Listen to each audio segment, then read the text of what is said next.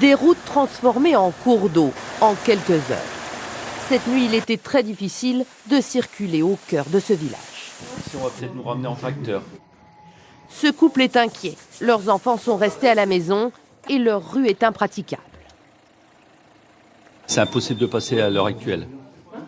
Bon, l'eau apparemment elle a baissé un petit peu, mais pas encore assez pour passer avec un véhicule. Et c'est au moyen de ce camion qu'ils pourront finalement rentrer chez eux. Toute la nuit, les allers-retours s'enchaînent pour ces secouristes qui doivent remplir une double mission. On met en place les barrages, forcément, et ramener les gens qui sont un petit peu dans la misère pour rentrer chez eux. Voilà.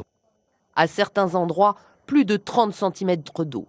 Heureusement pour cet habitant, une plaque anti-inondation empêche l'eau de rentrer chez lui. Il n'en est pas moins inquiet.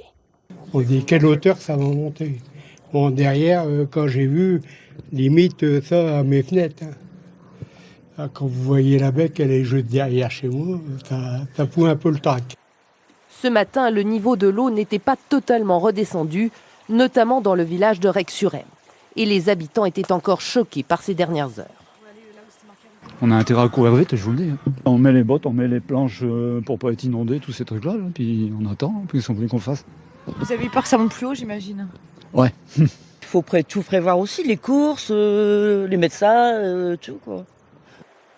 Ce midi, le département du Pas-de-Calais reste en vigilance orange pour risque de crue.